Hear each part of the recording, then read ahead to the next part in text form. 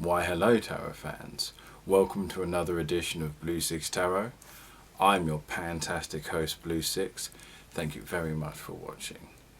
Now I know what you're thinking. One, it's been a gosh darn long time since the last video, and for that I apologise.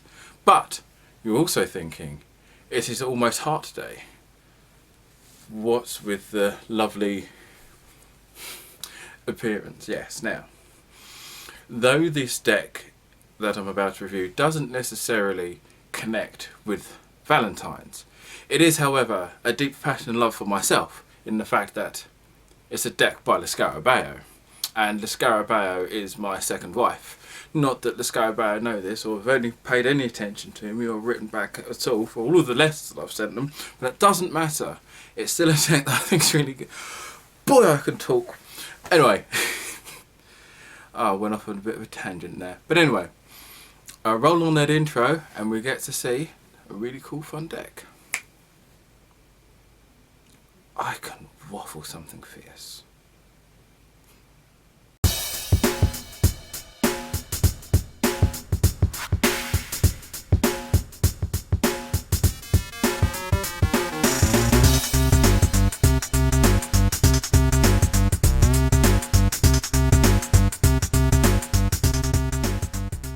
Okay, so today we are looking at the In-Between Tarot. Now, this is a deck that basically represents the transition between one card and another. So, for example, you have the Hierophant and the Emperor, and this is the card that represents the point in between the two. So, this, as I said earlier, this is a Reveiw deck, and on the back here we have another example. I can't quite remember which one this one is. But yeah, so it's a really fun deck. So this is going to be, I'm going to be doing a series of videos now where I'll be picking tarot decks that are slight variations on their theme. Now, not just in the standard, oh, this is about bunny rabbits and this is about vampires. More of a case of getting the format and kind of reshuffling it. So, no pun intended. So this is a deck in which it represents the card in between the two major cards. So, your tape measure. Now this is just like a standard Reveiw deck. Bought one, you've bought them all in terms of structure. 5 inches or 13 centimeters by 7 centimeters or 3 inches. So yeah, so once again, card stock's the usual sort with the Reveiw, but we'll move on to the actual cards. So on the back we have the snake eating its own tail, the Ouroboros, and a really kind of cool decorative pattern there, which looks like the back of like a cathedral, like a bit of stone masonry. So, as opposed to other types of masonry, you know what I mean? But yeah, so as I said, so the concept of this is, as you go through the deck, it has that feeling of starting over again. So we start off with the Fool, and so you've got here the Fool on one side and the Magician written on the other. So this is the Fool, the point between the Fool becoming the Magician. So you've got the Fool by the cliff, the dog dropping his bindle, but flying off like Da Vinci with the chemical element, with the elements here, and but he's still got the white rose in the top of his hand. So I think that's really cool. So next we have the Hanged Man, and the Hanged Man is in a wicker man, as he is in between death and the Hanged Man. So this leans more, so these cards tend to lean more for one and hints on the other. So this man is basically being sacrificed, and you've also got some of the petals there that represent the death card as well. So next we have the Devil. So this is between the Devil and the Tower. So we've got the Tree of Temptation and a glass pyramid that is sending up a beam. So this could be the temptation to start the events that would trigger off what happens for the lovely Tower card.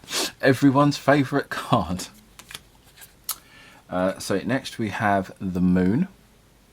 And so this is the moon in between the sun. So you've got the sunflower as part of the boat. You've still got the moon in the corner, and the man floating in the water. So this obviously has the river from the moon card, but you've also got the sun in the sunrise as well. So this does kind of this. You wouldn't be able to tell. You could tell it was the sun, but you wouldn't necessarily know that this card in particular is an in-between card. But overall, I think this is a pretty cool deck. And then we have the world, and so we've got the world in between the fall. So you've got them planting a new seed at the bottom there. You've got the different. Can't quite see it properly there, but there you go. You've got the symbols of the four different angels. That's in the corner. That would be in the corner of the world card. But here you've got the other child with a bindle, a little hat on, and with their feather are ready to go on their next adventure. So I do think that's kind of like a cool combination of the two. So next we're going to take a look at the aces. Now once again, these aces are basically, as I said, this entire deck is the cards in between the cards. Reading between the tarot reading between the lines. That'd be a fun subheading. So we have the Ace of Cups. So this is someone retrieving water. So this has more of an ace than a two, but obviously they've got their partner there in the background, so that she could be getting water for her partner. But yeah, this is kind of like the start of the renewal of emotion. But next we have the Ace of Coins. Now I like the fact that this is this is a watch. So each one isn't just a different element, but a different time period, which we'll see later. But I like the fact it's a nice little watch, with the hands at 11 and 1. So it's a kind of two different. So you've still got your two different directions, but that's pretty cool. And you've got the Ace of Wands. Now this one feels a bit slightly different. So you've still got the hand with the torch at the top, but then you've got this woman basically holding the sun or trying to do a Goku on herself. Not quite sure. But this doesn't necessarily feel quite as two, unless you'd count her holding that and the wand as two. But that's just me. Last we have the the Ace of Swords.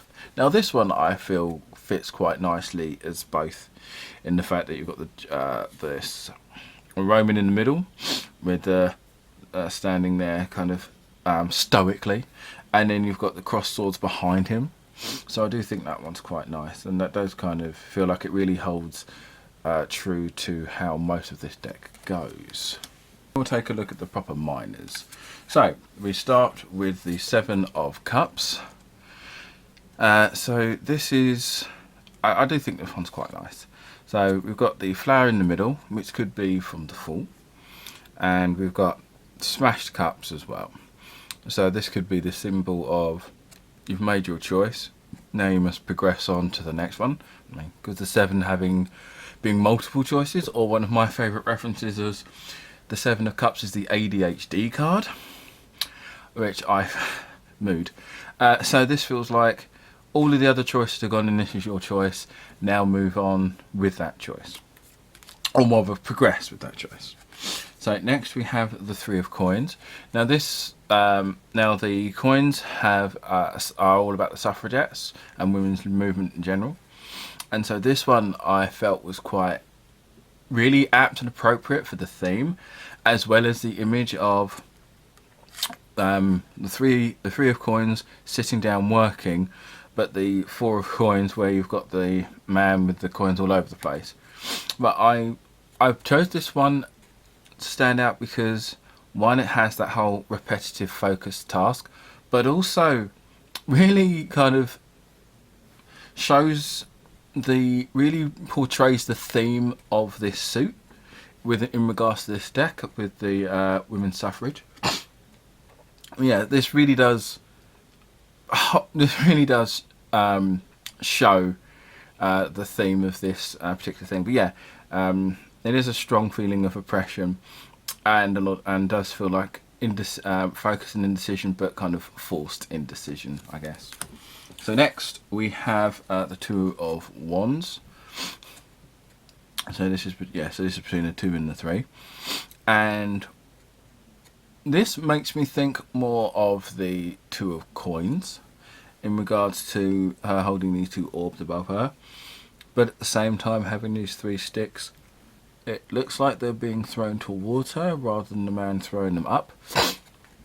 Although this side does have a very kind of circus theme to it, so it does have that feeling of she's juggling and he's juggling. But I do think that's quite nice, kind of the idea of you've got 2 things to balance out, but at the same time there's still a lot of decisions in the horizon that you need to decide once this bit's done. So next we've got the Four of Swords, which feels very strong in the idea of taking a rest, the 4 of taking a rest, but 5 as in like a stolen victory or a sneak victory, a sneak attack. So this has a lot of vulnerability to it. In the fact that, I think these are supposed to be barbarians, but yeah, just the fact that there's a lot of uneasiness with this, and I think that's pretty cool. Right, so now last we're going to take a look at the court cards. So first we got the Ace of Wands, and I like the idea of it being a graduate student, and I love the person in the back and the foreground rather, with their torch, with a bowl actually. So that does have that kind of Knight of Wands with it. So I think that's pretty cool. Then we have the Knight of Cups. So this has the so this doesn't feel much like a knight. It does have more of the Queen feel to it, with this woman in the back, pregnant woman at the back. 2 out of the 4 queens of this deck, 2 of the queens of this deck are pregnant, to show motherhood and nurturing. So this does have a stronger feeling of the Queen rather than the Knight, because I don't really get much from the Knight himself. So next we have the Queen of Coins. So you've got her, so you've got the coins on the conveyor belt, support and being a mum. But the only kind of king aspect in this is the background.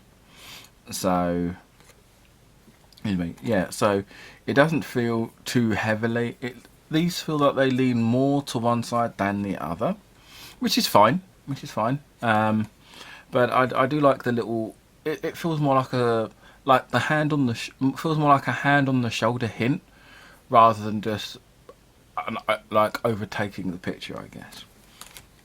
And last we look at the King of Swords, which I think is pretty cool because you've got the older king, basically looking at who would basically be his son, who's being very humble by kneeling down and presenting his sword.